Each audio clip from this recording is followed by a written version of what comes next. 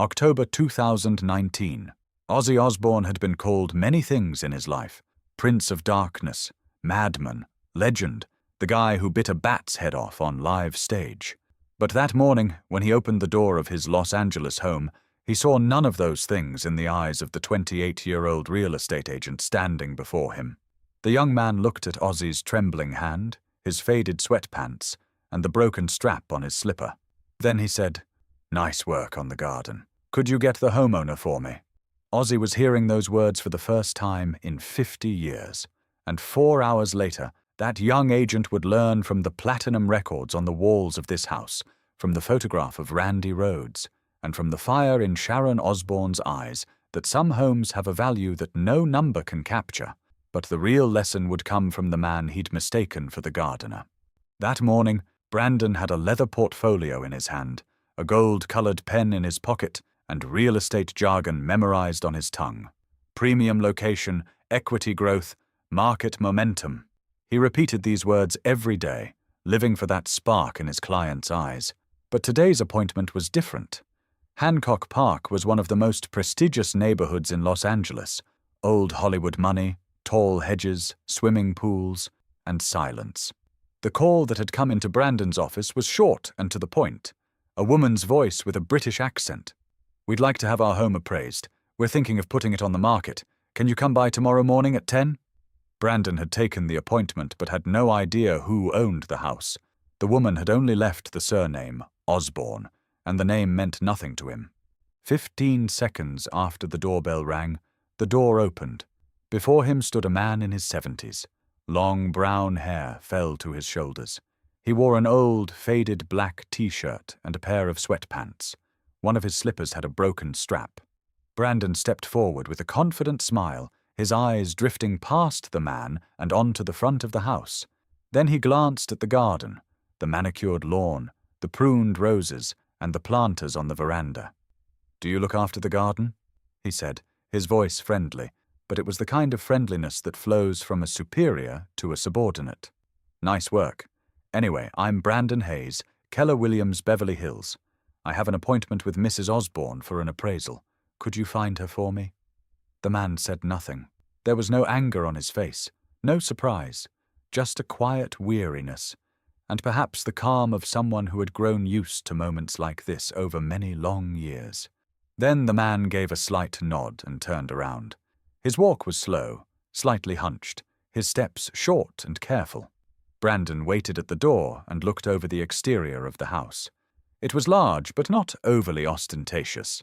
Classic Hancock Park style, white stucco walls, a wide veranda, a garden framed by mature trees. Brandon's mind raced through calculations. Location, square footage, garden, garage. 15, maybe 18 million. This commission could change his career. Then came footsteps, the sound of heeled shoes echoing on marble. A woman appeared at the door. 67 years old, short red hair, well-groomed and self-assured. Her eyes held a piercing gaze that sized Brandon up in an instant. The expression on her face was shifting between two things, and Brandon couldn't figure out what either of them was. "Mr. Hayes," the woman said. Her voice had to be the one from the phone, that British accent. "I'm Sharon Osbourne. Please, come in." When Brandon stepped inside, the air of the house wrapped around him. The chill of air conditioning and a faint scent of lavender. The entrance hall was wide with high ceilings, dark marble floors, and dark wood paneling on the walls. But those weren't what caught Brandon's attention. The walls were full. Framed photographs, posters, things. But Brandon didn't look at them, couldn't look at them, because Sharon was already guiding him towards the living room with brisk steps. An enormous room, cream-colored sofas, a massive fireplace, ceilings at least 13 feet high, and everywhere, in every corner, on every shelf, there were things, photographs, awards, strange objects in glass cases. Brandon opened his portfolio. "Mrs. Osbourne, first of all, thank you for this opportunity. Hancock Park has always been a very strong market. Given your home's location, size, and the prestige of the neighborhood, I'm confident we can deliver a very competitive valuation." Sharon sat down on the sofa and crossed her legs. That strange expression was still on her face. "Go on, Mr. Hayes." Brandon began talking. Market analysis, comparable sales, the area's price trends over the past 2 years. He crafted each sentence with care, had every statistic memorized. But mid-sentence, his eye caught something above the fireplace. There, in a glass frame, was a black and white photograph. A concert stage. Thousands of people. On stage, a long-haired man with his arms spread wide, screaming. The photograph was old, 70s or 80s. Brandon looked away and continued talking. "I'll need to tour the house, of course. I'd like to photograph every room and take detailed notes. Do I have your permission for that?" Sharon nodded. "Of course. But first, would you like some tea? It's going to be a long day." Brandon didn't catch the tone in that sentence. When Sharon headed to the kitchen to prepare the tea, Brandon stood up and began walking around the living room. That was when he started to see the first clues. He approached one of the photographs on the wall. A color photo, probably from the 90s. A man and a woman on a red carpet, cameras and flash bulbs behind them. The man was dressed in black, long-haired, wearing dark glasses. The woman was red-headed, looking at the camera with a radiant smile. The woman looked like Sharon, a younger version. Brandon frowned and looked at the next photograph. The same man, this time on a stage, microphone in hand, mouth wide open, eyes closed. Behind him, a massive stage production, flames and lights, a sea of people. Brandon took a few more steps. The third frame on the wall wasn't a photograph, it was a gold record. The inscription read, "Presented to Ozzy Osbourne, Blizzard of Oz, in recognition of sales exceeding 1 million copies." Brandon stopped. He read the words again. Ozzy Osbourne. He knew the name, everyone knew the name, but what was it doing here? Then he took a few more steps and noticed the number of records on the wall. Not one, not two. The entire wall before him was lined with platinum and gold records, top to bottom. 10, 15, maybe 20 of them. Every single one bearing the same name. Ozzy Osbourne, Black Sabbath. Brandon's heart began to race. He slowly turned around and looked back toward the entrance. At the end of the corridor, by the door that opened into the kitchen, the man he'd seen at the front door was standing there. He was holding a cup of tea with a trembling hand. The man looked at Brandon. There was still no expression on his face, just those pale blue eyes, eyes that carried the weariness of half a century of stages, thousands of concerts, millions of fans. And Brandon Hayes, the rising star of Keller Williams' Beverly Hills, standing in the middle of Hancock Park's most famous house in his shiny shoes from Rodeo Drive, remembered that 10 minutes ago he had told the man in front of him to go fetch the homeowner. His stomach turned. Sharon came out of the kitchen with 2 teacups in her hands and a smile on her face that she was no longer trying to hide. And that smile was the most terrifying thing Brandon had ever seen, because when Sharon Osbourne smiled, it either meant something very good was happening or someone was about to have a very long day. For Brandon, it was the latter. Sharon set the teacups on the coffee table and sat down on the sofa. She said nothing. She just waited. Brandon swallowed. "Mrs. Osbourne, outside, at the door." He couldn't finish his sentences. The words were melting in his mouth. Sharon raised an eyebrow. "Yes, Mr. Hayes." Brandon's neck flushed red, the heat spreading to his ears. "I didn't recognize Mr. Osbourne. I'm so sorry, I really—" Sharon raised her hand. "Sit down, Mr. Hayes. Your tea is getting cold." Brandon sat. Directly across from him, the concert photograph above the fireplace stared back. Ozzy settled into his armchair, too. "So you're the estate agent," he said. His voice was low and slow. The Birmingham accent softened the edges of his words. "Yes, Mr. Osbourne. I'm Brandon Hayes, Keller Williams." I know, you said it outside," Ozzy said, dipping his biscuit into his tea. "You asked me to get the homeowner. Well, here I am." A moment of silence. Then a smile appeared on Ozzy's face. That famous, crooked smile. "Don't worry, mate. Last month my granddaughter asked me, 'Granddad, are you really famous?' 6 years old, and she doesn't believe her own grandfather." Sharon laughed. "Because you don't look like a famous person, Ozzy. That little boy from Birmingham is still in there." Ozzy raised his eyebrows. "You are at 70 what you were at 7, Sharon." The exchange eased Brandon's tension slightly, but the shame still sat heavy in his chest like a fist. Sharon took a sip of her tea and turned to Brandon. "Well, Mr. Hayes, are you ready to tour the house?" Brandon stood up. "Of course, Mrs. Osbourne." Sharon stood up too, but Ozzy stayed where he was. "I'll wait here," he said. "My legs aren't great today. Sharon will show you everything." A shadow passed across Sharon's face, so quick it was almost invisible, but Brandon caught it. Worry. The quiet, chronic, everyday worry carried for a husband. The house tour began, and Brandon tried to shift into professional mode. But in every room, every corridor, every corner, the things he encountered kept throwing him off balance. First floor, the master bedroom. An enormous bed, dark curtains, and on the wall directly facing the bed, a framed photograph. Black and white. 4 young men in their early 20s, standing on the grey streets of Birmingham. All of them wearing cheap leather jackets, their faces carrying an expression that was equal parts rebellion and hunger. Beneath the photograph, a small plaque.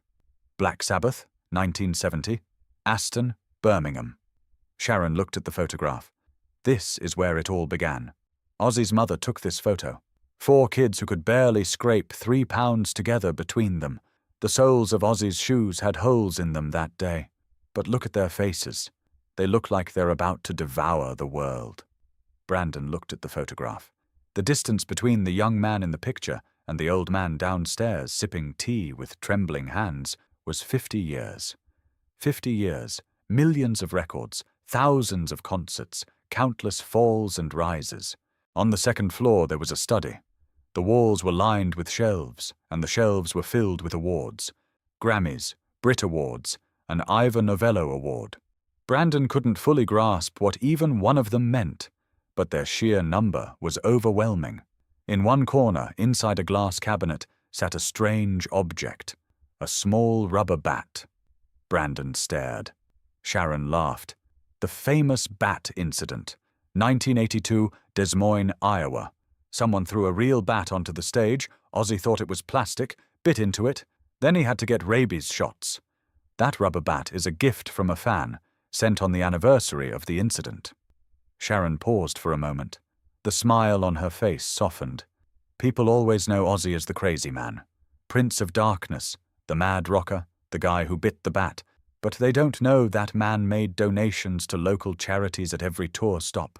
They don't know that he once stopped the tour bus because he saw a family stranded by the roadside with a broken-down car and drove them to the nearest town himself.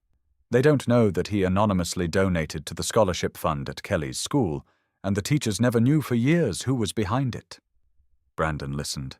Each sentence was redrawing the trembling old man he'd seen at the door. When they reached the 3rd floor, Sharon opened the door to a room. "This is Ozzy's studio," she said. The room was small, but every inch of it was full. A microphone stand, recording equipment, sheets of paper with handwritten lyrics pinned to the walls, some torn, some crossed out. In one corner, taped to the wall, a yellowed photograph. A young man in his mid-20s, long blonde hair, holding a white Flying V guitar, smiling. Beneath the photograph, a handwritten note. "Randy, 1982. Brandon looked at the photograph. Sharon's voice changed. Lower, heavier. "Randy Rhoads, Ozzy's guitarist, died at 25 during a tour, plane crash. It was March of 1982. She stopped. "Ozzy put that photo there, and it's been there for 37 years. He never took it down. Every time he walks into the studio, he looks at Randy. I asked him once, 'Why don't you take it down? Doesn't it hurt too much?' You know what he said? 'It should hurt, Sharon. The pain means he's still here.'" Brandon's throat tightened. This house wasn't just a piece of real estate. This house was a museum, a diary. Every joy and every wound of half a century's life was etched into these walls. And 10 minutes ago, Brandon had treated the owner of this life like the gardener. When the tour was over, they came back downstairs. Ozzy looked away from the television and turned to Brandon. "How was the tour?" he asked. "Is the house any good? Will it sell?" Brandon swallowed. "Mr. Osbourne, your home is extraordinary, truly extraordinary, but—" He hesitated. He was about to say something unprofessional, and he knew it.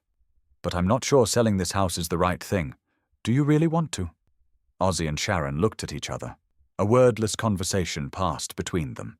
The language of 40-year marriages, an alphabet no outsider could ever read. Ozzy sighed. "I don't want to," he said quietly. "This house means more to me than any studio, any stage. But these legs, these hands—" He looked down at his trembling left hand. "The body's telling me to slow down. Sharon's got everything set up in England, a nurse's room, a rehab wing. Mate, I was a man who took care of himself. Now I can't climb the stairs." He stopped.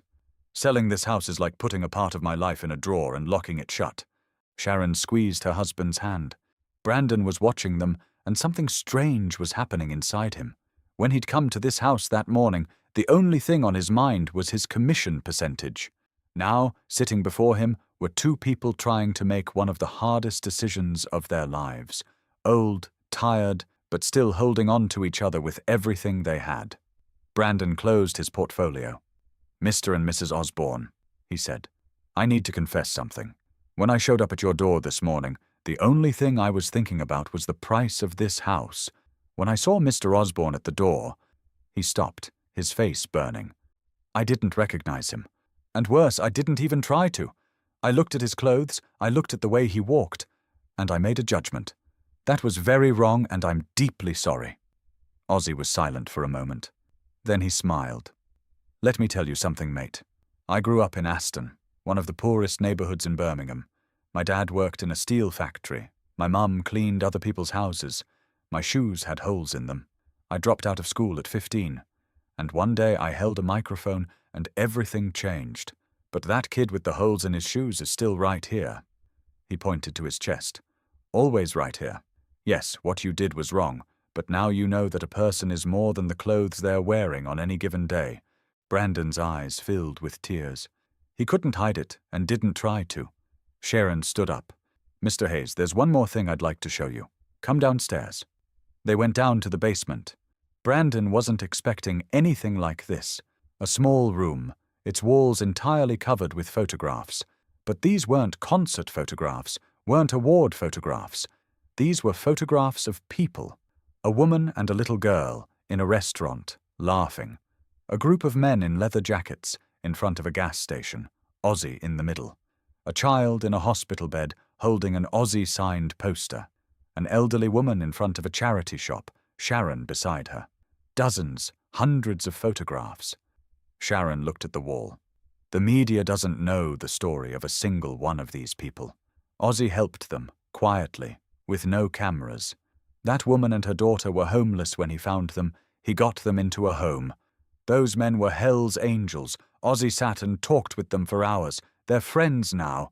That child had leukemia. Ozzy wrote to him every month. Some of them are alive, some aren't, but they're all on this wall. Brandon looked at the photographs. Behind each one was a life, a story, a moment. And at the center of all those moments was the old man upstairs holding his tea with a trembling hand, the man who'd been mistaken for the gardener at the door, the man in the sweatpants. A week later, Brandon sent the valuation report. At the end of the report, he'd added an unprofessional note. "This home is not merely a property. This home is the story of half a century of musical legacy, of a family, and of a man who has touched countless lives.